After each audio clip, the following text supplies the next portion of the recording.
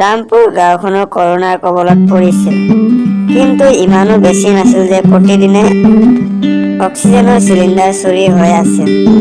সিদিনাখন ৰাতি দুজন বন্ধু গছৰ তলত বহি কথা পাতি থাকে। আৰে বন্ধু, কৰোনাই দেখোন সকলোকে হাহাকাৰ লগাই দিছে। কিছুদিনৰ কথা, অক্সিজেন নোহোৱাৰ কাৰণে ওচৰৰ গাঁওখনৰ মানুহবোৰ মৰি থাকিল। ইছ ৰাম ৰাম, কি হ'ব আমাৰ? কোনে গুৰুত্ব দিব এই আমাৰ সৰু গাঁওখনলৈ? কিন্তু বন্ধু, এতিয়া চিন্তা নকৰিবা, গাঁৱত অক্সিজেন আহি গৈছে। ক'ত?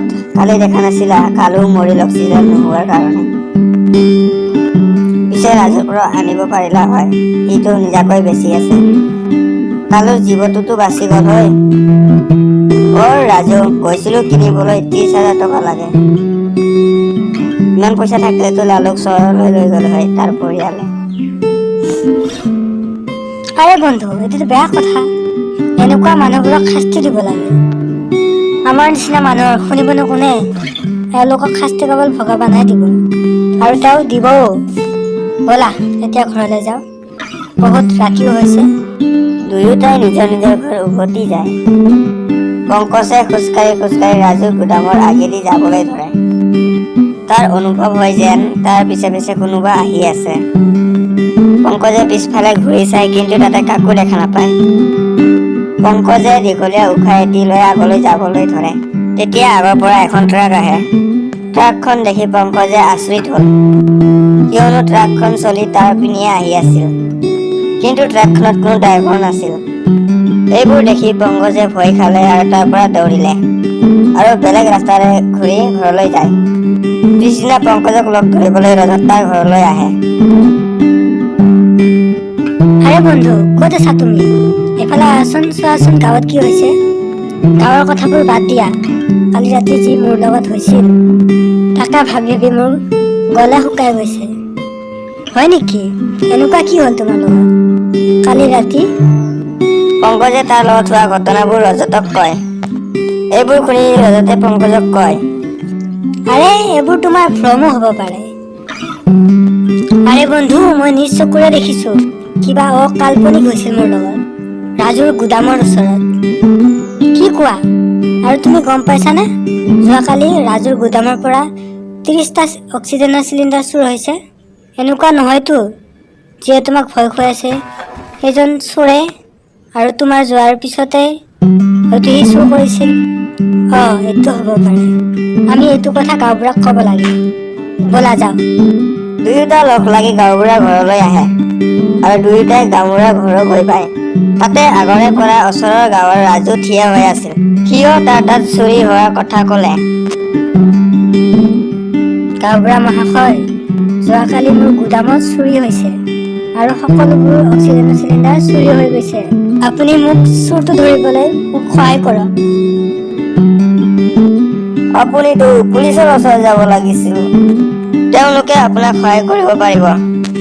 নহয়, ইয়াতে পুলিচে একো কৰিব নোৱাৰে। ই কোনো সাধাৰণ চুৰ নহয়। কি ক'ব বিচাৰিছে? সেই চোৰজনে মোৰ গুদামৰ ছাদ ভাঙি গোটেইবোৰ চিলিণ্ডাৰ লৈ গৈছে। কিন্তু এনেকুৱা কেনেকৈ হ'ব পাৰে? কৰিব পৰা চোৰ, এইটোতো সঁচাকৈ আচৰিত কথা। দুয়োজনৰ কথা শুনি পংকজে ক'লে, গাঁওবুঢ়া মহাশয়, মোৰ সন্দেহ হৈছে যে আজি ৰাজুৰ গুদামত চুৰ হৈছে। এই দুয়োটা চুৰ একে হয়, কিয়নো আমি চুৰ দুটা ধৰিবলৈ এখন জাল পাতিব নোৱাৰো নে? তুমিয়ে কিবা এটা বুদ্ধি দিয়া। পংকজে সকলোকে কয় যে এই চোৰটোৱে অক্সিজেন চিলিণ্ডাৰ চুৰি কৰি আছে। যদি সকলো গাঁৱৰ চিলিণ্ডাৰবোৰ একেলগে থৈ চোৰটো অহাৰ অপেক্ষা কৰোঁ, যেতিয়া সি আহে তেতিয়া আমি তাক ধৰিম। সকলোৱে পংকজৰ কোৱাৰ দৰে কৰে আৰু সকলোবোৰ অক্সিজেন চিলিণ্ডাৰ একেঠাইত থৈ চোৰটোৰ অহাৰ অপেক্ষা কৰে।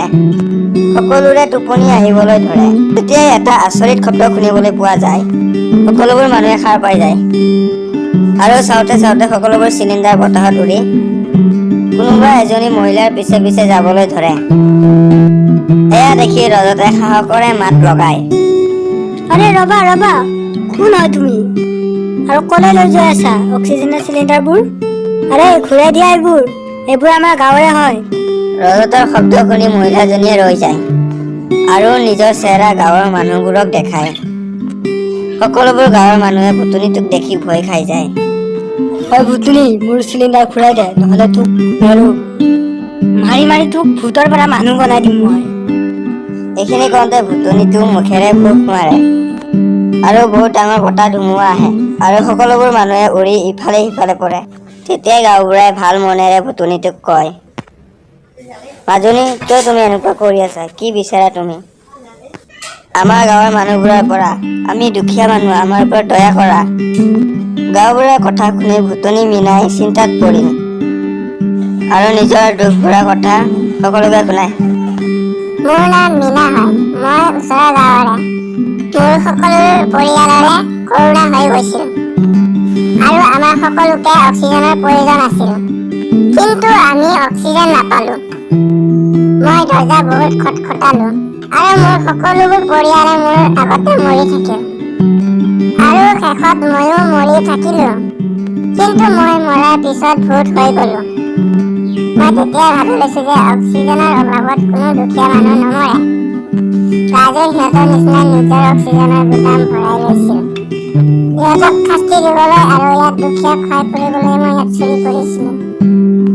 মীনাৰ কথা শুনি সকলো মানুহৰ চকুত পানী আহি যায়। তেতিয়াই গাঁওবুঢ়াই কয়, মাজনী, তোমাৰ লগত বহুত বেয়া হ'ল, কিন্তু এনেকৈ চুৰি কৰাও বেয়া কথা।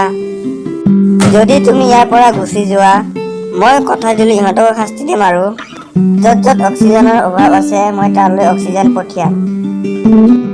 ঠিক আছে, যদি আপুনি যি যি কৈছে এমাহৰ ভিতৰত কৰে, মই ইয়াৰ পৰা গুচি যাম। ঠিক আছে। আৰু গাঁওবুঢ়াই নিজৰ কোৱাৰ দৰে কাম কৰিলে। বহুত দালালকো জেলত ভৰালে আৰু গাঁৱতো অক্সিজেন চিলিণ্ডাৰৰ সুবিধা কৰি দিলে। ভুতুনিয়ে এইবোৰ চালে আৰু গাঁওবুঢ়াৰ ওচৰলৈ গ'ল। গাঁওবুঢ়া মহাশয়, আপুনি যি ক'লে কৰি দেখুৱালে, এতিয়া মই ইয়াৰ পৰা যাবলৈ লাগিব। আৰু গাঁওবুঢ়াই মীনা শ্ৰাদ্ধ কৰিলে আৰু মীনাই মুক্তি পালে।